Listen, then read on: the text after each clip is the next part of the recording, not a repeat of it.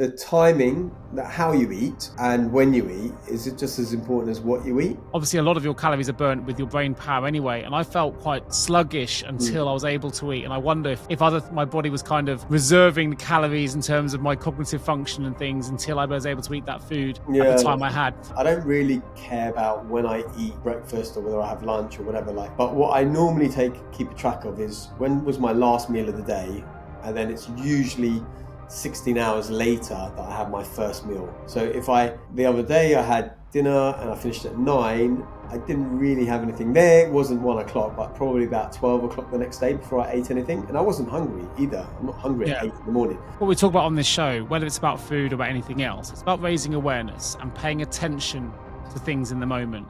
Harry, my old friend, Mucko, old pal, how you doing, buddy? Good to see you. I'm good. About an hour ago, I was in the midst of cooking and I thought, do I have enough time to eat? I'm making a Thai green curry with quinoa. And then I thought, it's now 5:45. So we're going to jump on the call at 6. But had I known then what I now know, I may have eaten. What Harry's saying is, had he known then that I was going to be late to the call. Now, what I will say is this was due to technical problems more than my terrible punctuality. I did get on the call, but I had no video. Then I got on the call again and had no sound. But I'm here now, Harry. I'm here now. Good to see you, my friend. And actually, this is good. This is good. We're going to talk about food today. So what a better place to start than you talking about you being unable to create your Thai green curry in time. Yeah, well, I've done it. It's all ready, but I just haven't eaten it. And because I thought, well, I have been eating reasonably late. I went out on Saturday with a friend just for a walk around the park. I really like that kind of social thing because we're both a bit homebody now. So we met up at like 5 o'clock. It was really nice and sunny. Had a walk around Trent Park, had a chat, hadn't really connected with him in a long, long time. And then we went out for a curry and we were both home by 9:30. And I was like, this is it. This is brilliant. I love these days where you're in by 9:30. I thought we could talk about food because I don't think we've done a full-on chapter on food and all aspects of food. And I think one of the things that I think doesn't get addressed enough, especially when you're changing your diet. So as you know, and many people that know me know, I went through a bit of a transformational change in my diet 14 years ago now, 2011. And actually, that's when it became so noticeable about how ingrained food is into social life, especially if you're not a pub drinker or a clubber, like I'm not so much these days. Restaurants is the next thing. And it became blatantly obvious to me how my decisions were limiting my ability to socialize. And it didn't change my decisions. We've talked about living by my own standards, but I thought it might be interesting to kind of give a little bit of backstory as to why I changed and what I've changed, but also, how I view food in terms of an approach that I take. I don't want to call it a diet, but it's a dietary framework, I guess, that I use. A few different frameworks, really. And yes, I thought that would be a good place to start. So, well, I think that makes sense for me. And interestingly, you mentioned there about the social element of food. I know it could be quite ostracizing because, of course, we met through doing the cycle tours together. Of course, and on every single cycle tour, often you would obviously you always brought your juicer and things with you anyway, so we wouldn't always necessarily eat with the group, but also the restaurant choices for the collective didn't necessarily always suit your situation. So sometimes you'd go and eat separately, and that kind of ostracized you not ostracized from the group, but separated you from the group at times. But of course, one of the best social times we had on those tours is when we all eat together and have a good laugh. So I've had some experience of you doing that. Yeah, that was really hard. That was quite challenging because it's really challenging because you want to be part of the group, and when you come back 2 hours later, you've missed the banter, you've missed all of that. But at the same time, if I was to sit and eat with the group, I wouldn't be on the bike the next day. I'd be like really not in a good state for the bike. So, I remember, having to eat out separately many times, and I still do that with situations. It's quite a challenge. But I mean, Timing's good. We'll jump into your background and your story. Before we do, though, I think there's and you know, we've talked about this book a few times on the show. A book called Cured, which mm, I really recommend. Really interesting book. And apologies, I can't remember. In the book, the author quotes somebody else, but it's a particular quote that's always stuck with me, which is, "You don't need to be ill to get better." And it's mm, the idea that sometimes when you get a diagnosis for something in this particular book, let's say I was suddenly to discover I've got cancer or something, something like that. It's obviously very, very serious.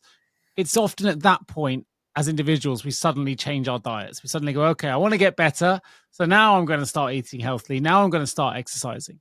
And mm, I love the quote, you don't need to be ill to get better. Like, we shouldn't need to wait for that kind of diagnosis or for that situation to happen for us then to be thrown into the situation where suddenly and radically we've yeah, got to change our diet. And actually, it's way harder to change in such a sudden instance sometimes. Whereas I know that you're going to talk about some of the gradual things you've gone through and how that can really help our bodies adjust. So yeah, that's a quote that if you're listening to this at the minute, might just stick with you like it stuck with me. You don't need to be ill to get better. And you can apply that to so many other areas of life anyway. Like, don't wait for the problems to start. Be proactive. And I'll talk to the listeners a little bit later about a plan I've created for, funnily enough, it's a nutritional guide for teen girls football. But again, it's talking about performance, right? You don't need to have to wait. If you want to optimize performance, you can take certain steps in advance. And that starts with nutrition. It's not all about what you're doing on the pitch. It's about yeah. how you prepare yourselves for games and what you feed your body with in advance. So anyway, let's talk about your story, because it I mean, is an interesting one I and it's think, been a long one. yeah. I mean, the thing is, and it's important for listeners to understand a couple of things, right? Because I forget when I go and I talk. I was recently talking at a corporate event in Florence and weren't really talking so much about food as part of my delivery, but it was more in the breaks and everything. And some of the things I was saying, I could see were just really new concepts. And what I mean by that is just how, yes, I used to think of food as just food to, keep you alive, right? But a few things that were real light bulb moments were one, which is a big thing, is that your cells, which are constantly dying and regenerating, are made from something. And that something is the food that you consume. So if you consume lots of plastics and chemicals, your new cells are being formed from those plastics and chemicals. But also, yes, food really affects performance. I was listening to some kind of interview with, I guess, some calisthenics people. We were talking about calisthenics last week, and there was some championship, and these guys are all like in their 20s and super mobile. But one of the things one of them was saying, how he now needs to dial his food in because they get the fitness bit sorted, but actually you can never be as good as you can physically if you're not doing things right from a food perspective. But most people are not really thinking on elite level side. So I'm going to give my backstory, and it should be noted as well that, when growing up, I just ate things like meat and potatoes. I didn't eat vegetables until I didn't even have a salad really until I was 16, and vegetables, I think I was 19. In fact, I know I was 19 because I was at university and I was at catered halls and they didn't provide enough potatoes. So I had to start eating vegetables. And I remember distinctly when I was 13 years old, I think I was 13 or 12 years old, my sister gave me a birthday card and it had one of these badges on the birthday card that you could take off and put on you. And the badge read, I built this body on junk food. And because I had quite an athletic body from, if you see pictures of me at, 7 years old, I had like pecs and stuff at 7, right? And like the beginnings of a six pack. And so at 12, I had a six pack, but I was eating junk food as well. So that's my backstory. And then in 2006, my sister had said to me that I had sinus issues my whole life where I struggled to breathe in through my nose. I had blocked nose, runny nose, had earaches, had nosebleeds, all these sorts of things. And my sister said, "Oh, you know what? I've heard something about dairy being maybe a contributing factor to sinus issues." And I didn't take any action on it for 2 years. And then 2 years later, I gave up dairy for Lent. And then I noticed that it really cleared my sinuses. And that was the first time I realized that actually how food can affect you in that way. And I think we talked about tinnitus a while back, and I Yeah. stopped having dairy, and that helped with the tinnitus, which I didn't realize. But when I remembered the sheet they gave me, it said about not having dairy. So that was the start, but that was as far as I was going to leave it. And then 2011, I decided to give up meat for Lent. And then I went back to eating it on Easter Sunday.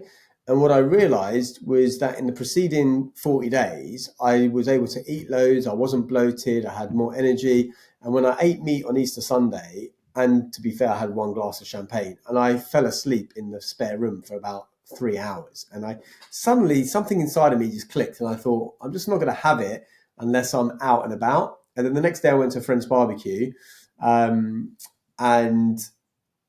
I ate some dodgy burger or barbecue burger, and I just felt horrible. So in the end, I stopped having meat then. And then about a year later, I stopped having fish just by accident. I didn't notice I wasn't eating it. And then I stopped having eggs for a bit. So I was kind of vegan for about 4 years. I've been eating eggs now again for the last sort of 10 years. And it wasn't like I watched a documentary or I learned about climate change or I learned about anything. I just had this thing that I wanted to do that. I'm not saying that that's the best diet. And the more I listen, and I tend to read and listen to podcasts and books which are promoting other sorts of eating styles, I probably am of the conclusion that, firstly, no one diet fits all, and no one diet fits one person, because at different times of your life you're going to need different things. So that's what I'm going to premise it off. But so that's basically the background. So I normally tell people I'm vegan and gluten-free, because also I stopped having gluten largely about 10 years ago, and that also helped with the sinuses and I used to have these dark things around under my eyes. I think sometimes I've got massive bags under the eyes. but that's maybe more from. Yeah, I think it probably is more down to sleep. He's putting his glasses on. Sleep. Mine was like a just a coloration sort of thing. And I noticed that because I was noticing lots of Italian people tend to have it. I was like, oh, they do eat a lot of pasta, so maybe it was the gluten. And so anyway, so I stopped having gluten, although I do make exceptions now and then when I'm traveling or need it. But this is the whole doing things with awareness, right? You can make exceptions. You're not being completely strict. You're making choices all the time. So if I had a wrap, like a wrap from like a Tesco's meal deal, that is better for me. Then I wouldn't have the sandwich, because that'd be too much. I wouldn't have pasta, but I might have a chapati or something. I don't know. Something like thin and light might work. Or if there's a bit of gluten in something, it might not be too bad. But it does affect me. I notice my sinuses go. I notice I get bloated. But again, it depends. If I have nothing to do, like I'm just going to sit at home, then okay, fine, that's okay. But if I want to do something, I'm not going to have it. So anyway, that's kind of where I was. But I did want to. I came up with a philosophy for eating around 10 years ago, as I was trying to teach these concepts, because I'm not trying to make people vegan or plant-based or carnivore or omnivore or anything. You talk about colors and rainbow. I do. Yeah. Well, let me. So I obviously I've done some sports nutrition courses and some diet courses about 10 years ago as well, to be fair. So I can't say my level of knowledge is where it was. One thing I think I took away, and it's ever so simple, is just that a multicolored plate typically means a multi-benefit meal. And I think sometimes we go down rabbit holes. We suddenly go into a diet mode. We go, right, I must eat green now. And we layer our plates with wonderful stuff. It might be all healthy looking. You've got broccoli on there. You've got lettuce on there. All things, but often it's just one color. And actually, you're much better off, I think. And I think also it helps regulate how much you put on your plate and things like that. And it forces you to have more variety. And again, not pushing down any particular kind of diet that might be out there. But every single color, what I learned on the course, is kind of linked to different phytonutrients, different antioxidant groups, different vitamins, different minerals, because these are the things that give the different foods their color. So, these are things some foods will help with your immune system, some will help with brain development, bone, heart health. They're all different. So a good example, and actually the one I've got it in front of me here in the teen nutrition guide that I gave for the girls under 14s football team, was I think about a plate that has something like tomatoes, which are red, carrots, which are orange, blueberries, which are blue, courgettes, which are green, peppers, which might be yellow, aubergines, purple, mushrooms, white, and lychee, pink. Just an example, because sometimes people get, not always sure what to think about with their foods. If you think about and break those down, tomatoes, they've got vitamin C, vitamin A, potassium, and lycopene, which is a really powerful antioxidant, which is linked to heart health and cancer prevention for those interested. Carrots, obviously, we all know about beta carotene, crucial for eyesight and immune function. Vitamin K1, as we've also got antioxidants that support eye health. Blueberries, okay, so they've got vitamin C again, vitamin K, which is good for bone health, manganese, which is good for metabolism and bone development. And it's got some antioxidants in there as well, which link to brain health and reduced inflammation. So great if you're going into sports. Courgettes, vitamin C again, but manganese again, but also has magnesium, which helps with nerve and muscle function. Lutein and zeaxanthin as well, which is good for eye health. Peppers, which are yellow, has vitamin B6 and folate, which is crucial for cell division. Beta carotene again. Aubergine has a particular antioxidant that's really good for brain cells and the skin. Fiber, which supports digestion. Vitamin B1 or thiamine, energy release. Copper as well, which is good for blood cells. I'll get there in the end. Mushrooms, vitamin D. You can see we're going through the different vitamins here from the different colors. It also has selenium, which is a powerful antioxidant, B vitamins, including B2 and B3 for energy metabolism, and potassium again.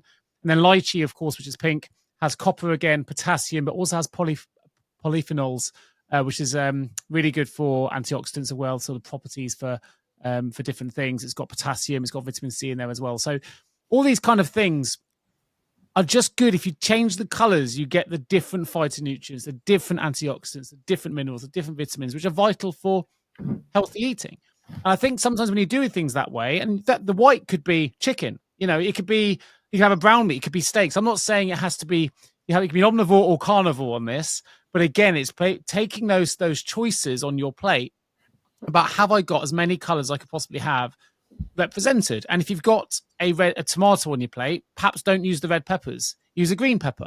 So again, little things just come, or go for purple carrots rather than orange carrots. Interestingly, green peppers, red peppers, yellow peppers, they're all the same pepper, just at a different stage of development. It's different stage of their development, but as you develop as well, different things form and different reactions take place as well, of course. So there are differences there. So I think it's just, as a mindset piece, it's a really simple way to get different colors on, and you can choose your white. I mean, okay, whether you're gluten-free or not, but your carbs, you can have pasta, which is white, but you can get brown pasta as well. You can have potatoes. You can have... I have lentil pasta and chickpea pasta and pea pasta. Yeah, you've got eggs, which has the yolk and the white, which are very different in terms of their nutrient build-up and what they give you. So I think whatever you decide to do, if you have that as your basis for healthy eating, for me, as you know, I do eat meat. In fact, I'm going to have a barbecue after this call. We're going to go and sit on the decking in front of the sunset and have a barbecue tonight, which I'm really excited about. And I do eat meat, and our diets are very different. But I think we're both of the same mindset that you can be healthier with your choices in very simple terms without really calling it any kind of diet. I'd call it, I don't know, rainbow eating or whatever. Yeah, when you were talking about that, it reminded me, I think it's called the Doctrine of Signatures. Have you heard of that? I haven't, to be honest. The Doctrine of Signatures, I believe, is where certain foods are believed to be beneficial for certain parts of the body that they resemble. So, for example, if you cut a carrot through, it looks like an eye. Yeah, that's interesting. I've not seen it. Okay. Yeah, it's good. And then you've got avocado, which is like the uterus, so it's good for pregnancy. You've got tomatoes, where if you chop the tomato, there's 4 chambers. So there's 4 chambers, good for your heart, which has got 4 chambers as well. What else? I'm looking at a couple of other ones here. Walnuts. What does a walnut look like? The brain, right? Good for the brain. Celery, long, like bones, like the way. Yeah. I've not heard any of that. It's quite interesting. Yeah, it's called the Doctrine of Signatures. It's quite interesting. But yeah, so it is about variety and also localized eating and the bacteria that you have, all of these things. But on a very basic level for those people listening, because I didn't really think about food 10, 15 years ago. I'm not even sure if I'd heard of things like proteins, fats, carbohydrates, but there's 3. You talked about micronutrients earlier, right? With the different vitamins, minerals that you get from food. But we have macronutrients, right? The big nutrients, which is generally proteins, fat, and carbohydrates. And maybe you could argue ketones or something else as well. But let's call it proteins, fats, carbohydrates, of which 2 are essential. I think fats and proteins, but I'm not sure there's essential carbohydrates. I think all 3. I think you'd have all 3 in there as essential carbohydrates. I think so as well. I think so as well, technically. But anyway, and there's so much more than just food as well. Before I talk about my approach, what also I would say is the timing, that how you eat, and when you eat is it just as important as what you eat. So in terms of how you eat, for example, you shouldn't necessarily eat when stressed, right? Because when you're stressed, you go into fight or flight, your immune system shuts down, your digestive system shuts down, you don't get the nutrients. And what I mean by stressed as well is that even when you're watching TV or you're reading emails or you're responding to messages, that's a micro stressor on your body. So ideally, and I'm not very good at this, but you should be eating without any of those things. The other thing would be to chew your food like many, many times, maybe 20, 25 times plus, as long as it's a chewable type of food, which is something that we're missing. And then when you eat, so I was listening to Dr. Peter Attia today. I don't know if you're familiar with him. Not. He's got this idea, which I quite like. I think it was what's he call it? Is it the longevity decathlon or whatever he calls it? So what are the sort of 10 or things that you want to be able to do in that last decade of your life, right? That you still want to be able to like walk up and down the stairs, put the bag in the overhead bin in the airplane, that sort of stuff. So I kind of like a lot of his philosophy. He was talking with Stephen Bartlett on Diary of a CEO about whether intermittent fasting had any benefits for certain things. And he's saying not so much when you talk about the same level of calories, but the difference I would say that yes, that may be true. And at the same time, the reason intermittent fasting can be so beneficial is because you typically will be eating, especially if you did it where you're not eating so late into the evening, you're having that bigger window between your last meal and going to bed, which is then going to assist your sleep, and you have a much, much better sleep.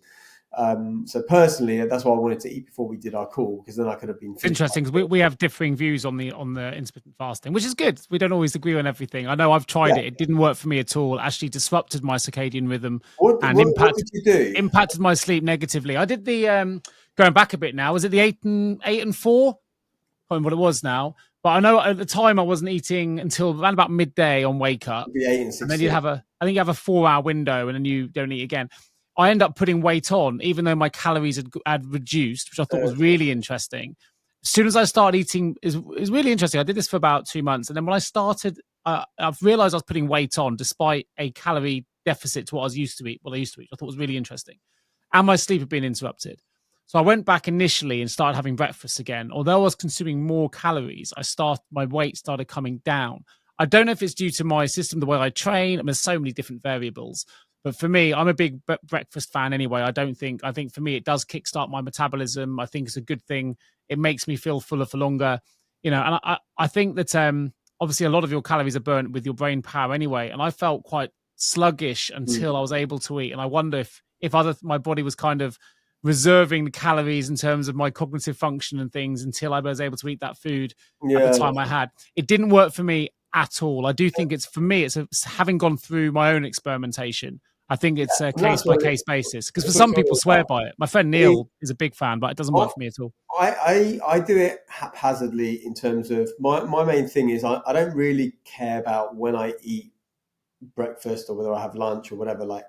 But what I normally keep a track of is when was my last meal of the day, and then it's usually 16 hours later that I have my first meal. So the other day I had dinner and I finished at 9. I didn't really have anything there. It wasn't 1 o'clock, but probably about 12 o'clock the next day before I ate anything. And I wasn't hungry either. I'm not hungry at 8 in the morning. But ideally I'm finishing food by 6 o'clock in the evening, then I'm going to have breakfast. But that breakfast is going to be at 10 o'clock in the morning. Because I eat roughly about 9 o'clock most evenings, which is definitely later than most. Some people are in bed at that time. You eat at 9 and then you have breakfast. I definitely have breakfast. It kickstarts me. It wakes me up for the day. What time do you have breakfast then? I will usually have breakfast. Well, it depends on what workout I've got. Sometimes I have it pre-workout, sometimes after. I think if you're averaging it out, it's probably around 7:30. Oh, well, yes, it's not a huge gap. But then also calories, it was interesting because you're saying, consuming less calories, but putting on weight.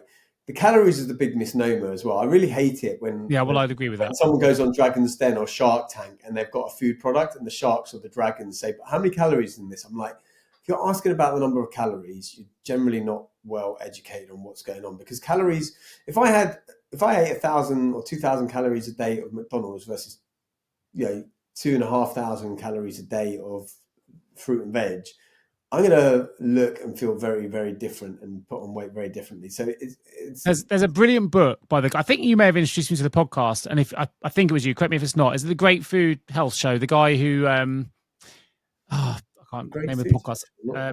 He released a book, and as he's done loads of studies in the book, I end up buying his cooking book. Let me just find the name of the podcast because I've listened to it for so long. I don't remember the name of the show because it just goes automatically plays. But I'm sure you introduced it to me. But either way, he quotes a lot of studies. I've got my podcast up while I'm doing this, and I bought his book. And in the book, he has one of the studies he references. For example, I remember some of the specific. One was almonds. One was avocado. So if you think about the avocado and all the good fats and things it has in it, that actually in a controlled study with controlled calories per day, and we're talking about the calorie element you had mentioned. I'll get the exact study. I've got it downstairs. I'll go and find it, but. I think it was roughly like both control groups had 2,000 calories each per day, right? And whatever they decided to do. But one control group, in addition to the 2,000 calories, one ate avocados, one didn't. So in theory, one is consuming more calories than the other group, but it's with the good fats. The group that ate the avocados lost more weight over the same period of time than those that didn't. Same happened when they did the same controlled experiment with almonds, and there was something else as well. What was really interesting there, which is a great example of, it's not just as simple as calories in, calories out, because the groups that had the additional calories but were eating healthy foods that do more for your body and everything else will end up having a higher level of weight loss than those that were not having the avocado at all. And a lot of people look at an avocado and go, well, it's high in fat. It's high in fat. It's highly calorific. I'm not going to eat that because I'll put weight on. And yet actually science will tell you the opposite is true. Yeah. Well, I think it's really, really interesting. There was a similar study with avocados and burgers. And actually, if you had avocado in your burger, it was a lot better for you than just having a burger. I can believe it. It's basically the same thing. See if you can find that. But I can't. It wasn't the Model Health Show because that's the one I always put you onto. But I don't think it is the Model Health Show. That's what I mentioned, isn't it? Oh, the Model Health Show with his cookbook, Sean Stevenson. Yeah, Sean Stevens' cookbook. Oh, yeah, he's got his family cookbook. Is that the family one? cookbook's brilliant. But at the start of that cookbook, he goes through all the different foods and the calorie myth. And one of them is he talks about the foods where people with different control studies have had certain food groups and lost more weight. I've got his Sleep Smarter book, which I really like. Bought it 10 years ago. And the Model Health Show, it's good. It's a good podcast. It's a great podcast. I've been listening to it for, at least 10 years now, because I remember we were going to try and meet up, myself and Sean Stevenson, in Miami when I was doing my yoga teacher training in 2015, because he was doing something there. And this was before he got as big as he's got now. Massive now, yeah. Yeah. And so yeah, timing of food, whether that's intermittent fasting, but also when you eat. I know that I don't sleep well if I'm eating an hour or 2 hours before bed, which very, very, very rarely happens. It happened a lot at the weekend, but it probably happens on average once every 3 months that I might eat that late. But I will say, just on that point, is that there is some science out there that talks about eating. It might be why it's different for you and different for me. But it's a bit like when you sleep, waking up in deep sleep or waking up in light sleep stages, that eating in sync with your circadian rhythm is a positive thing because it can support optimal digestion and metabolism. Now, it might just be that actually I'm in sync with mine and you're in sync with yours. We've got very different sleep patterns. And I'm Greek, so who knows? I mean, when I was in Italy, I was at the hotel and I was trying to get food. And they're like, well, the restaurant doesn't open till 7:30. I'm like, I want to be done by 6. I want to be starting my food at 8 o'clock. But anyway, so food can get super complex for people. And I like simplifying things. All of my teaching is based around simplification and making things accessible and easy for people. And so a few years ago, I was teaching at a large media company, a series of courses, but one was around food. And I was trying to think to myself, how can I put into framework? Because I like frameworks. I've talked about beat models. I think I might have talked about BMW as a morning routine and all of these things. So how can I keep it into a nice acronym? And I came up with 5 questions that I asked myself when it comes to food.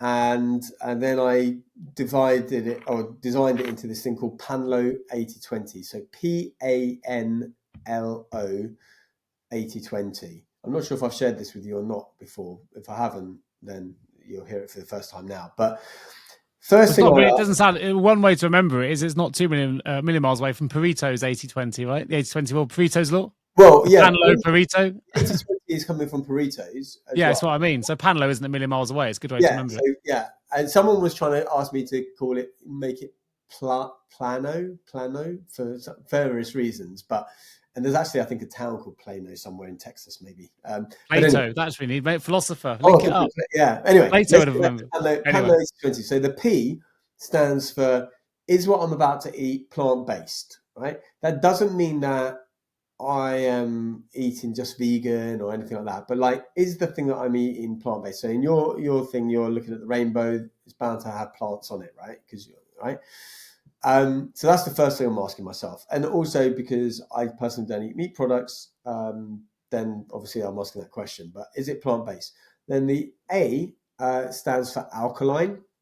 Now, I know this is a highly contentious topic, but there's an idea of acid and alkalinity when it comes to everything, right? From our chemistry lessons at school, where we learn the pH scale goes from is it 0 or 1 to 14, with 14 being alkaline and 1 being really acidic, water generally being neutral at 7. And the philosophy or the idea is that we have a pH in our body, right? Our blood is roughly 7.365, so just very slightly alkaline, and it will always stay at 7.365. This is where people get it wrong with the alkaline diet. They go, oh, your body can't be alkaline, it can't be acidic. Yeah, that's true, because your body is going to work really hard to make sure you keep that homeostasis. The challenge is, what is it having to do to keep that homeostasis? Yeah. And so when you consume a lot of things or do a lot of things that create an acidic environment in your body, right? So pollution, stress, heavy exercise, alcohol, processed foods, cheese, meats, all of these are an acidic load. And the way that they measure this alkaline and acidity is a little bit dubious as well, where they burn the ash and burn everything and measure the ash. So you've got to take it with a little bit of a pinch of salt. But in my view, back when I was developing this, I was thinking about alkaline and acid, and most vegetables are alkaline anyway. Not all, but most vegetables are alkaline. And one of the first books I wrote, which got me down this whole path many years ago, was called The pH Miracle. And I know the doctor has had lots of controversy and maybe there's some flaws in his diet approach, but it's the thing that was the catalyst for me and opened my eyes to the idea that food can be a healer and you can change your being with food. So P and A, is it plant-based and is it alkaline? Which largely is going to be vegetable-based. Then N stands for natural. So does it look like something I would actually find in nature? Does my broccoli piece look like a broccoli piece that I put in the curry right now?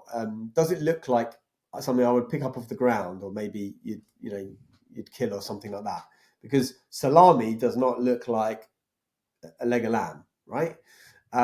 So is it plant-based? Is it alkaline?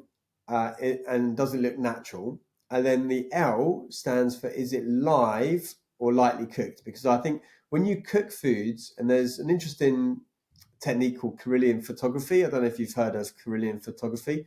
You basically put items on some sort of photoelectric plate, and you can see effectively the auras of the foods. And when you cook foods, those auras are depleted. So cooking can help release different nutrients in foods and make things more accessible to eat. But also cooking can also destroy nutrients. That's why when you boil, let's say you boil broccoli, you shouldn't throw away that water. You can use that water to make your gravy, for example, so that I'm a big fan of the sous vide. You don't have to boil it. You can cook it at exactly the right temperature.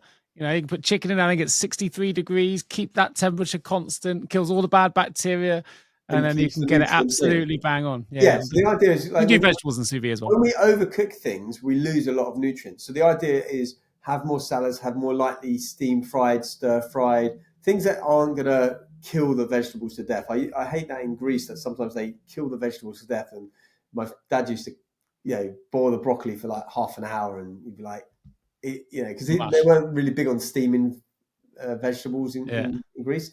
So that's it. Panlo is plant-based. I haven't got to the O yet, but plant-based, alkaline, natural, live or lightly cooked. And then the O stands for organic. And whilst I'm not religious about this, but when I can, I do my best to have organic, because you are going to get that build-up of pesticides, but also organic food has to work harder to survive. So it's just more packed with nutrients. And then the 80-20 part is that 80% of your plate, you want to be at least 3 ideas of the PANLO. So it's not going to be all 5 all the time, although I guess if you had a really healthy salad, maybe it would be. But the point is, visually, 3/4 of your plate, let's say, are you hitting at least 3 of those PANLO? So, maybe you've got something that's plant-based and alkaline and looks live, but it's lively cooked. I mean, the good thing is, whatever diet, whether you choose the PANLO 80-20, which is obviously your Harry Kalymnios trademark diet or a plan or whatever, or whether you just have 5 things on a plate from different colors, if you followed the rainbow plate of a thing that I would recommend, chances are you'll end up with the 80-20 being achieved as well, which is quite nice. Yeah, and that's it. And also, what I'm saying with that is that PANLO approach, in my view, is accessible to people that eat all sorts of things. Because let's say you're a meat eater, right? Fine, you have meat on that plate. That can be part of the 20%, or maybe it still counts. Maybe it's organic and it looks like it did in nature, I guess. Maybe you only sear it. I don't know. Maybe it can all fall into the PANLO part, but it certainly can fall into the 20% as well. So that's basically my philosophy is try and get the veg in, try and make it look like it did in nature. Ideally, it's organic, all of that sort of stuff. And then the other quarter of the plate, have your chips, have your crisps, have your ice cream, have your whatever else. So that's one of my philosophies is PANLO 80-20. And the other thing is, the other thing that I follow as best I can, which I think I've spoken to you before, is front loading. I'm not sure. I think I mentioned it to you, but so front loading basically for me means I stack the beneficial items that I do at the beginning of the day, whether that's exercise or food. This is why I have the smoothie and the juice first thing in the morning, because once I've done my juice and my smoothie, I've typically used around 15 portions of vegetables, probably more, to get to that point. So I know that by 10, 11 o'clock in the morning, when I've effectively consumed my smoothies, I've had 15 portions of vegetables. So even if I don't have anything but McDonald's for the rest of the day, I've front loaded the day with good stuff. I didn't do that at the weekend. At the weekend, I didn't fancy it. And then I didn't eat as well as I would normally do because I didn't have that influx of 10, 15 portions of vegetables at the beginning of the day. So for me, it's all about front loading, whether it comes to exercise, whether it comes to food, because you can really only control what happens at the beginning and end of your day. In the middle of the day, you're subjected to work, circumstance, family. So for me, it's the 2 key things is front loading. And I like the front loading principle. I think also because our hunger pangs and our cravings come in when we're tired or we're worked hard, and you go, you know what? I could go and have my veggie smoothie now at 6 o'clock, but that's not what I fancy. I'm going to go and gorge on a lot of chocolate and something. It's funny you say that because I actually made 3 bottles of smoothie, because I normally make 3 bottles or just over 3 bottles. And I put one in my mum's fridge always so that she has something because she doesn't have anything. And she has just come back from LA, but she came back at 6 o'clock just before we jumped on this call. And so I left her that because I wasn't sure if she'd want it or not want it. She normally has hers a lot later in the day. And she doesn't really want it because she's just got off the plane. She's already eaten there. I want to make a fresh batch tomorrow. And I'm sitting there and I see that there and I'm like, I really don't want it. I don't fancy it at this time. I want to have my Thai green curry. Yeah. So I get it. You're more alert. You're more ready to face the day. I think in the morning, you're more prepared for it. I front load in the same way. So I get that. I didn't know that's what it was, that I was naturally doing it, but I'm similar. I have my smoothies and my supplements as well, to be fair, in the morning. I'm not sure if it's my term or I think I've heard someone else talk about it, but when I developed the term front loading, I developed it independently, but I think other people have mentioned it. I think the one thing worth mentioning as well, bear in mind the name of the show is Mindful Pass, and this is something that I'm not brilliant at. I'll own it, but you kind of gave an indication there's something to consider. Often most of us are eating in front of the television, in front of our phones, in front of our screens. But there is and I did this in my courses. There's something known as mindful eating, of all things, which is being present with your food. That means no phone screens or multitasking, and there's actually genuine benefits here. It's supposed to improve digestion. It's supposed to slow your eating, so you get you don't overconsume or binge. It's supposed to enhance satisfaction and pleasure because, of course, if you're mindfully eating, you're really taking note of the flavor of the food on your palate, how it feels, how it tastes, all those kind of things. And it's supposed to reduce emotional eating as well, where sometimes we are distracted by what we're seeing or what we're doing, and we eat just because it's habitual and we're in that routine of eat till the plate is gone. Whereas if you're mindfully eating and aware of what you're going through, you really take different choices, even about the things you're eating or putting on your plate. So, listen, I could learn from this. I don't do it. I'm a sucker because of. And I say I'm the because same. I'm going to give it as soon as I say because it's because an excuse is coming, right? And that's just the way of all Oh, things. that's it. Because I'm tired, because it's our family time is restricted. We eat late, so we tend to do it in front of the television. But actually, if you sat us all down as a family, we want more family meal times around the table that are away from phones and TVs. And sometimes the day just gets away from you and it's not as easy because you just get tired and all those things that come with it. I mean, I'm But the it's something same. that mindfully we're trying to improve. Honestly, I'm the same because I eat by myself a lot of the time. So I tend to watch something. I notice that if I tend to watch something on YouTube though, because it's a bit shorter, because if I watch something longer, I tend to eat way more, as all the studies show. And I was watching some program a couple of years ago, many years ago, and it was a retreat center somewhere in Austria. People are paying all this money to go to. And one of the big things there to get them to lose weight and be great and all this was exactly that. They were eating and they were supposed to chew their food, which is what I say to people, chew their food at least 25 times. And I believe the other thing, which is also something I suggest and I sometimes do myself, is putting your knife and fork down between mouthfuls. It's actually a really good practice because it does force you to eat slower and tend to chew your food more. But that was the big thing in this. People are paying like £3,000 to go to this week-long retreat, and one of the few things that they were actually doing, because I think they did a few other things like massage and steam rooms and things, but it was just eating mindfully and slowly. I'm A like, lot of what do we that at try home and for yourself. what we talk about on this show, whether it's about food or about anything else, it's about raising awareness and paying attention to things in the moment. And actually, some of this isn't just about our own eating; it's about others around us. I mean, I know when I did this document for the teenage girls football team, it's some of the statistics behind eating disorders are quite staggering. Between the ages of 15 to 24, you're 12 times more likely to die of an eating disorder over any other cause of death. Weight obsession is affecting millions and millions of teenagers, particularly girls, unfortunately, and due to Yeah. things we've talked about on the show before, social media pressures, platforms, and other things. But one study when I was doing the research for the guide said that 36% of adolescent girls, which is more than 1 out of every 3, believe they are overweight. 59% of those are actively trying to lose weight. So if you're a parent listening to this, it's really important that we're mindful as well about feeding optimally and really feeding the body with the foods that we give and giving the right education around what's right and what isn't.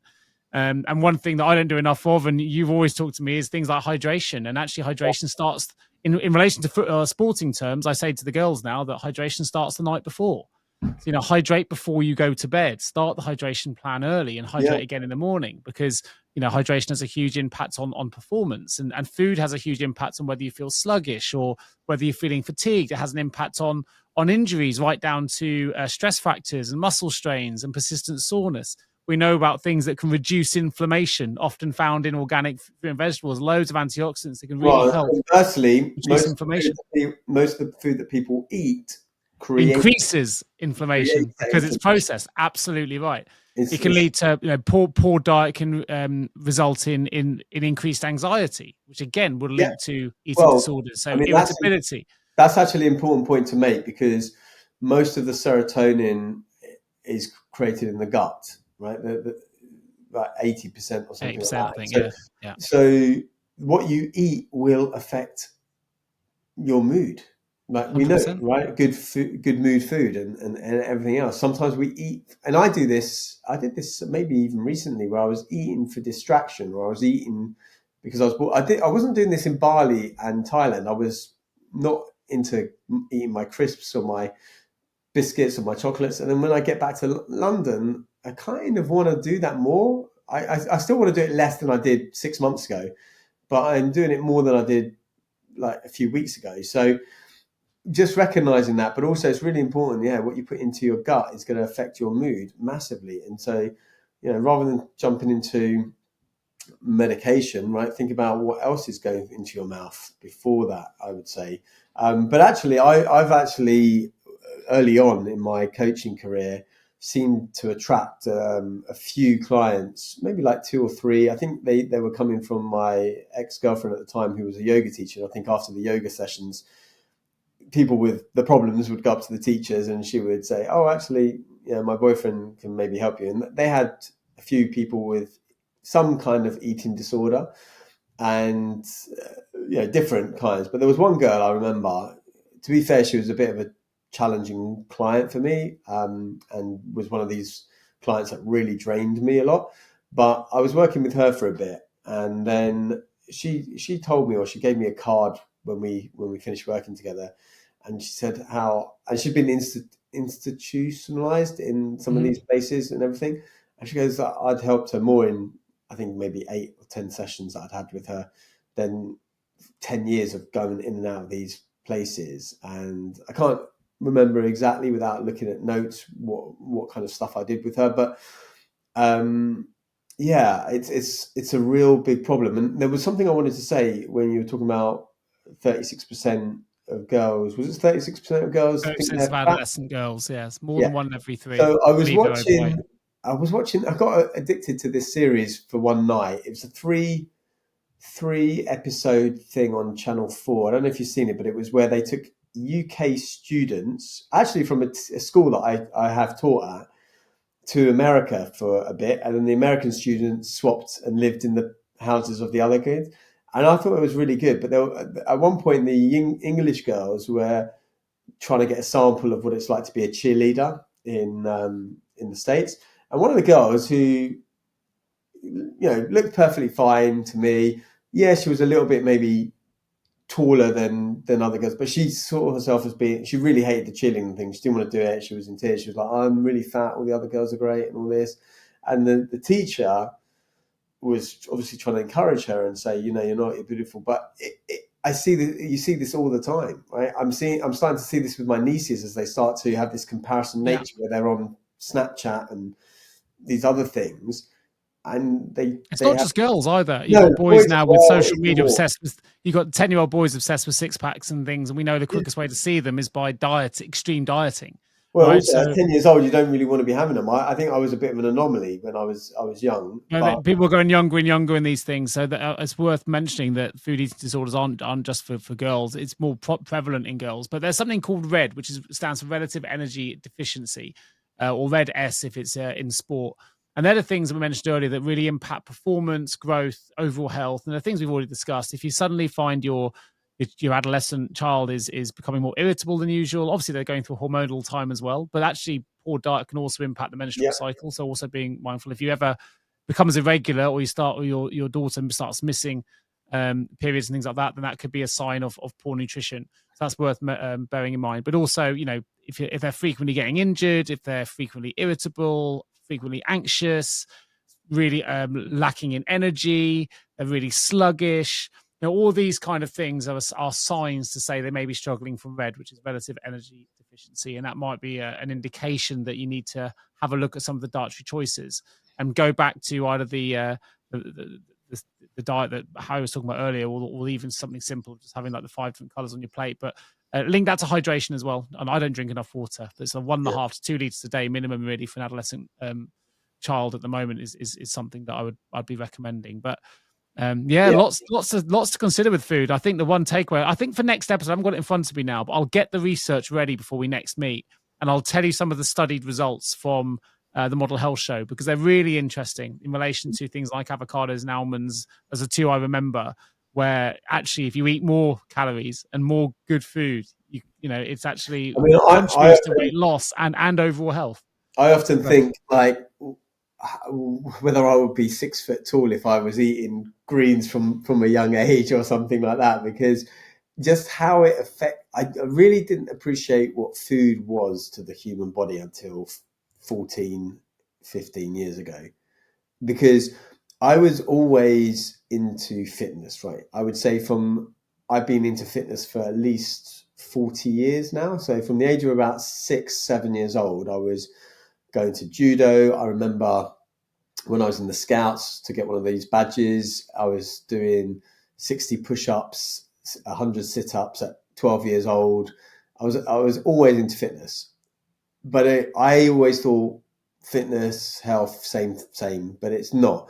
No. And I didn't really appreciate, because when you're young, and there's a reason for this, because when you're young, you're dumb and your body wants to make allowances so you can get away with things. But when I started hitting 30, I think I started changing things around 33 years old, probably I was 33. And this is what I was saying to my mum the other day, like the fact that my nieces are, 11, 12, coming in, helping me make smoothies, helping me do things. They've started 25 years before I did with this thing. So this is great, even though they'll forget about it for maybe a decade when they do their teenage years. Hopefully they come back to it. But if I had known this stuff younger, I don't know. I mean, what would have happened? Let's finish on a good, what I think is a good news story. It made me feel all warm and fuzzy inside when I heard this. And I obviously won't give any names away because that'd be unfair to do so. But I had a parent from the team that I provided the nutrition report to just say, hey, just grab me and say, hey, Nick, I wanted to have a quick chat with you. I've had my child has been struggling with diet, and what we try and give them, they don't eat it. They don't listen to mum and dad, right? They needed to hear it from a coach. And obviously I work as a coach for a grassroots level on the footballing side. So they said, I didn't realize what was going on until I got a phone call when I was out shopping with a new list of things to buy that I'd never bought before. And I thought, well, this has never usually happened. I bought all these ingredients. And then the following morning, before the football match, they were up in the morning creating this really healthy breakfast that was optimized for sport. And it's like, you know what? Sometimes the message needs to come from somewhere else in order to listen. And he said it was a real encouraging sign because, his prior to that, they'd been skipping breakfast and they were always sluggish in the games and they were coming off early with fatigue. And actually they wanted to get better and improve. And now they had a guide from somewhere else. They were listening to the instructions, and he said it was just a real weight to have someone, off his mind, have someone that was following the guide and trying to optimize performance in the right way. So, it's good. And sometimes we don't know what we don't know. Well, the thing is, and kids will take action. I remember having some sort of health talk when I must have been 4 or 5 years old. I remember it was in the school I was at before we moved to Winchmore Hill. And from that day, and I think something triggered in my brain because I then went home and I said to my dad, I'm not having white bread anymore. I'm just going to have brown bread. Not that I would say brown bread is healthy now, but at the time that was healthier option. Yeah. See, and ever since then, he would always buy brown bread. I was the only one in my family that ate brown bread, and I would have that. And because I said that's what I want to do, because I was somehow into it all. But yeah, like your example with the parent, I said as you were talking, I kind of interrupted, but you can't be a prophet in your own land, and so the message has to come from someone not so close to you to actually. And the same as we often teach the things we most need to learn. Like I'm giving you my advice for my learnings from over the years, and yet I don't follow all the advice that I'm talking about. I don't hydrate enough. I do eat at awkward hours. I definitely skip into the world of poor diet choices more often than I shouldn't. I shouldn't be eating gluten, but I keep slipping into gluten-based foods because I really enjoy pastas and things. I find the gluten-free equivalents just aren't good enough. But really, have you tried? I do it with awareness. I just can't. It's my favorite food in the world. I can't quite really to give it up. But I used to love Friday nights at home. My dad, pretty much every Friday. Even just thinking about it now would be enough to get me back if he was around to make it. Spaghetti bolognese. My favorite, mate. It's what I call my Green Mile meal. Oh, mate. I've had my last meal on this earth. He made the best spaghetti bolognese. I have my wife's or my dad when tried it. I wish you'd tried it. I wish I'd tried it. It's my favorite meal in the world. I love my dad's before I lost him, and I still love my wife. So if we have an anniversary or some kind of event when she's treating me, that's what she does. Bolognese, 100%. We do it with white sauce, which is people never seem to get. We make a bechamel sauce to go on top of it. It's the best, honestly. Oh, right, great. There you go. So, that I used to love, but I was always bloated as a kid. Oh. And now I know why. I'm probably bloated when I eat it, but I think it's worth the trade-off. The food's too good. Sometimes it might be. Sometimes Well, let's finish there. But look, you don't need to be ill to get better. Hopefully, there's some things people can take away and implement. And healthy eating, healthy mind. Check out the Model Health Show. It's a great podcast. You've listened to this as well, and I'll get the stats from that show next time from the family cookbook. I'm glad you're listening to it and you bought the book, the cookbook. Yeah, it's great. Great. Yeah, he's good. Yeah. He's a good guy. Yeah. Good stuff. All right, buddy. Well, good to connect. Healthy eating. Till next time. Food. Good stuff. Go and have your curry. Bye, buddy. Take care, guys.